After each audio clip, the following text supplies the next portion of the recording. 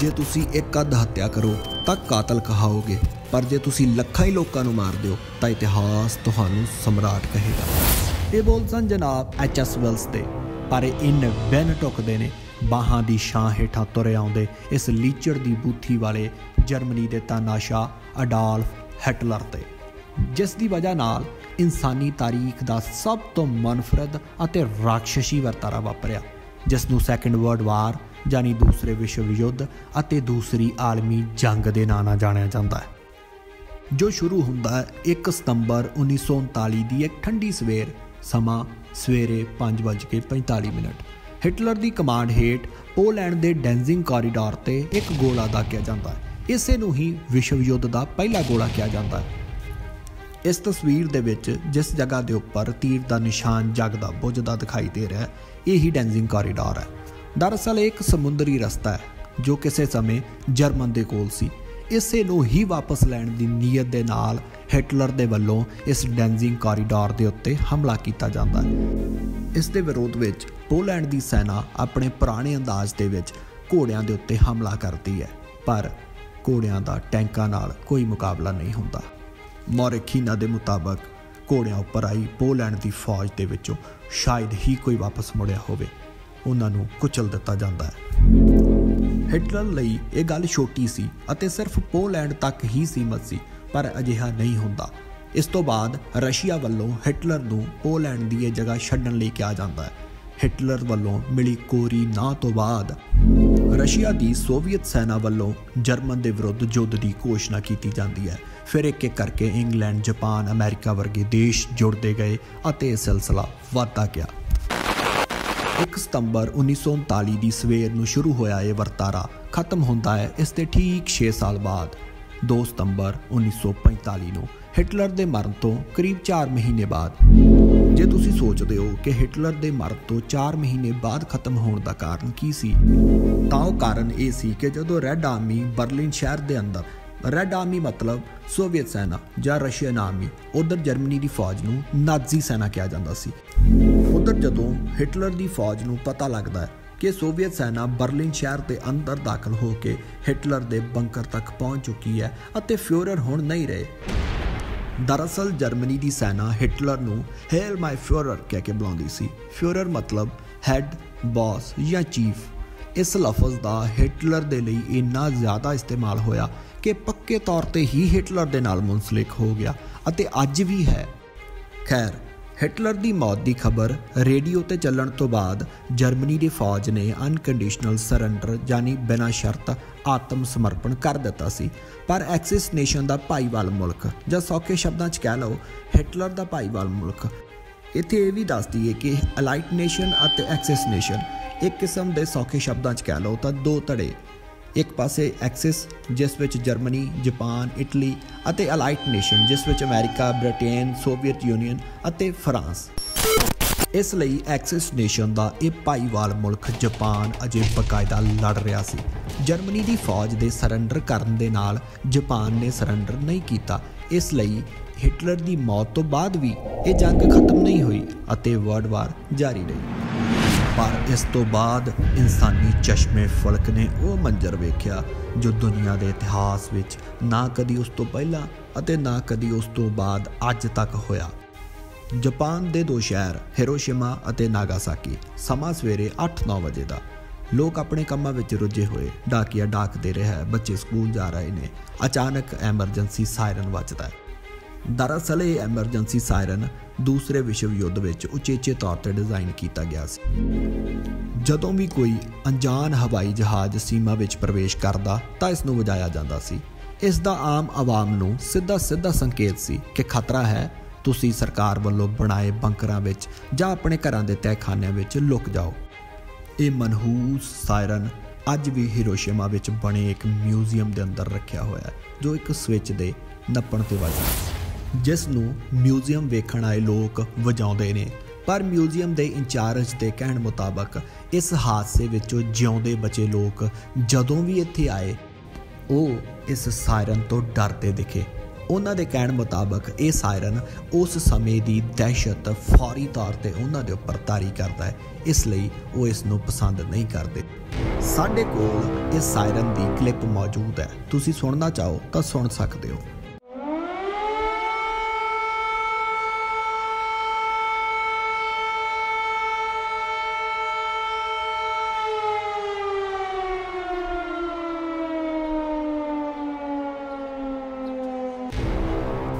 ਇਹ ਵਾਕਿਆ 6 ਅਤੇ 9 ਅਗਸਤ 1945 ਦਾ ਹੈ। ਜਾਪਾਨ ਦੇ ਸਰੈਂਡਰ ਨਾ ਕਰਨ ਦਾ ਕਰਕੇ ਅਮਰੀਕਾ ਵੱਲੋਂ 6 ਅਤੇ 9 ਅਗਸਤ 1945 ਨੂੰ ਜਾਪਾਨ ਦੇ ਇਹਨਾਂ ਦੋ ਸ਼ਹਿਰਾਂ ਹਿਰੋਸ਼ੀਮਾ ਅਤੇ ਨਾਗਾਸਾਕੀ ਉੱਪਰ ਇੱਕ ਯੂਰੇਨੀਅਮ ਅਤੇ ਇੱਕ ਪਲੂਟੋਨੀਅਮ ਕਿਸਮ ਦੇ 2 ਪਰਮਾਣੂ ਬੰਬ ਭੇਜੇ ਗਏ।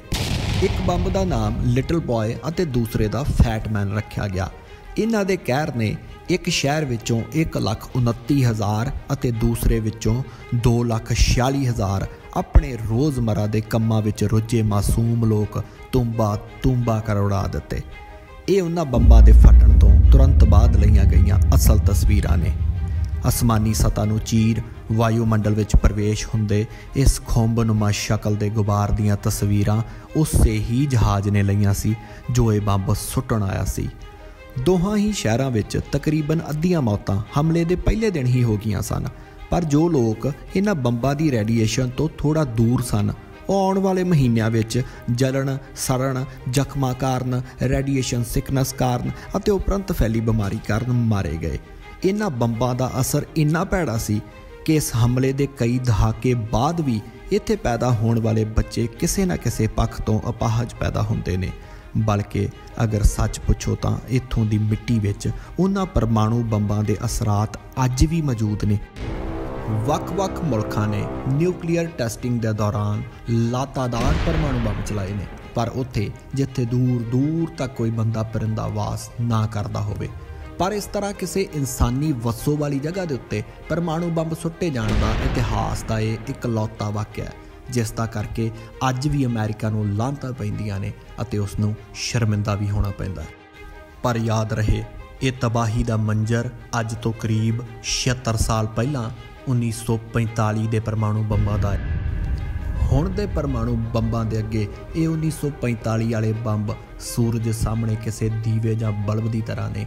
ਜੇ ਕਿਸੇ ਮੂਰਖ ਨੇ ਮੂਰਖਤਾ ਦੀ ਹੱਦ ਨੂੰ ਪਾਰ ਕਰਦਿਆਂ ਇਹਨਾਂ ਦਾ ਇਸਤੇਮਾਲ ਕਰ ਲਿਆ ਤਾਂ ਯਕੀਨ ਜਾਣਿਓ ਤੁਹਾਨੂੰ ਲੱਗੇਗਾ ਕਿ ਸੂਰਜ ਧਰਤੀ ਉੱਤੇ ਡਿੱਗ ਜਾਊ, ਕਿਉਂਕਿ ਇੰਨਾ ਕੁ ਮਹਿਸੂਸ ਕਰਨ ਦਾ ਸਮਾਂ ਤਾਂ ਸਾਨੂੰ ਜ਼ਰੂਰ ਮਿਲੂਗਾ।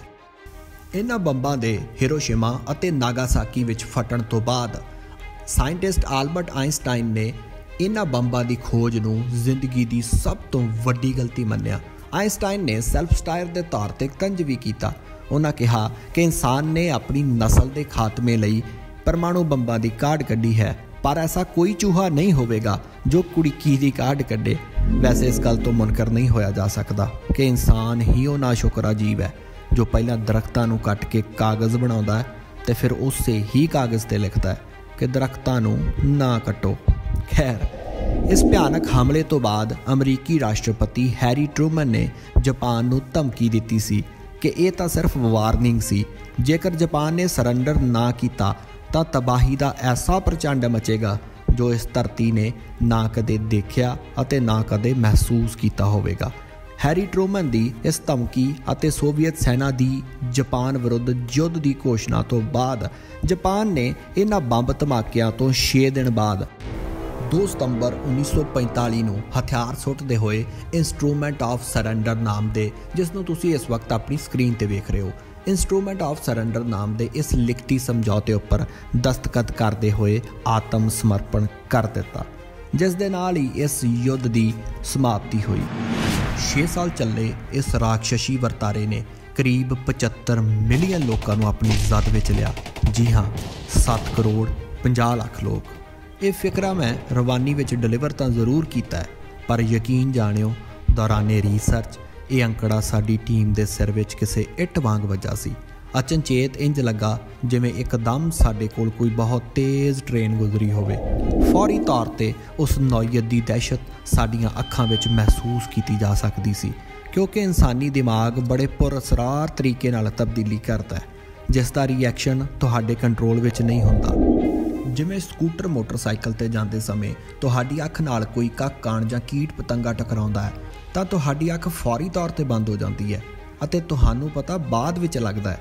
ਹੁਣ ਇਹ ਕਮਾਂਡ ਤੁਸੀਂ ਨਹੀਂ ਦਿੱਤੀ, ਇਹ ਕਮਾਂਡ ਉਸ ਖਾਲਿਕ ਖਲਕ ਪਰਮਾਤਮਾ ਵੱਲੋਂ ਡਿਜ਼ਾਈਨ ਕੀਤੇ ਸੈਂਸਰ ਦਿੰਦੇ ਨੇ ਜੋ ਕੁਝ ਮਿਲੀ ਸੈਕਿੰਡ ਦੇ ਅੰਦਰ ਹੀ ਰਿਐਕਸ਼ਨ ਕਰ ਦਿੰਦੇ ਨੇ, ਜਿਸ ਤੋਂ ਬਾਅਦ ਆਉਣ ਵਾਲਾ ਰਿਐਕਸ਼ਨ ਤੁਹਾਡੇ ਵੱਸ ਵਿੱਚ ਨਹੀਂ ਹੁੰਦਾ। ਇਹ ਸਾਰਾ ਕੁਝ ਅਨਕੌਂਸ਼ੀਅਸਲੀ ਵਾਪਰਦਾ ਹੈ ਕਿਉਂਕਿ ਜਦੋਂ ਤੱਕ ਤੁਸੀਂ ਕੌਂਸ਼ੀਅਸ ਵਿੱਚ ਆਉਂਦੇ ਹੋ ਉਦੋਂ ਤੱਕ ਬੜੀ ਦੇਰ ਹੋ ਚੁੱਕੀ ਹੁੰਦੀ ਹੈ। ਜਿਵੇਂ ਤੁਹਾਡੇ ਹੱਥ ਵਿੱਚੋਂ ਅਚਾਨਕ ਮੋਬਾਈਲ ਜਾਂ ਹੋਰ ਕੋਈ ਚੀਜ਼ ਡਿੱਗ ਪਵੇ ਤਾਂ ਤੁਹਾਡਾ ਪੈਰ ਉਸ ਦੇ ਬਚਾਅ ਵਿੱਚ ਆਪਣੇ ਆਪ ਉੱਠ ਪੈਂਦਾ ਹੈ। ਸੋ ਇਸ ਅੰਕੜੇ ਦੇ ਸਾਹਮਣੇ ਆਉਣ ਤੋਂ ਬਾਅਦ ਸਾਡਾ ਰਿਐਕਸ਼ਨ ਵੀ ਇਸੇ ਤਰ੍ਹਾਂ ਸੁਭਾਵਿਕ ਸੀ ਕਿਉਂਕਿ ਇਹ ਤਾਦਾਦ ਕੋਈ ਆਮ ਨਹੀਂ ਸੀ। 7 ਕਰੋੜ 50 ਲੱਖ। ਆਸਟ੍ਰੇਲੀਆ ਪੂਰੇ ਦੇਸ਼ ਦੀ ਅੱਜ ਦੀ ਆਬਾਦੀ 2 ਕਰੋੜ 70 ਲੱਖ ਦੇ ਕਰੀਬ ਹੈ। ਕੈਨੇਡਾ ਪੂਰੇ ਦੇਸ਼ ਦੀ ਅੱਜ ਦੀ ਆਬਾਦੀ 3 ਕਰੋੜ 80 ਲੱਖ ਦੇ ਕਰੀਬ ਹੈ। ਸੋਚ ਕੇ ਅਤੇ ਮਹਿਸੂਸ ਕਰਕੇ ਵੇਖੋ ਕਿ ਜੇਕਰ ਇਹਨਾਂ ਦੋਹਾਂ ਮੁਲਕਾਂ ਵਿੱਚ ਇੱਕ ਵੀ ਇਨਸਾਨ ਨਾ ਬਚੇ ਤਾਂ ਵੀ 7.5 ਕਰੋੜ ਦਾ ਅੰਕੜਾ ਪੂਰਾ ਨਹੀਂ ਹੁੰਦਾ ਜੋ ਮਹਿਜ਼ 6 ਸਾਲਾਂ ਦੇ ਅੰਦਰ ਕੁਝ ਕੁ ਨਸਲਵਾਦੀ ਪਾਗਲ ਬਿੱਜੂ ਹੁਕਮਰਾਨਾਂ ਦੇ ਫੈਸਲਿਆਂ ਨੇ ਇੰਨਾ ਵੱਡਾ ਨਰਸੰਹਾਰ ਕਰਵਾਤਾ।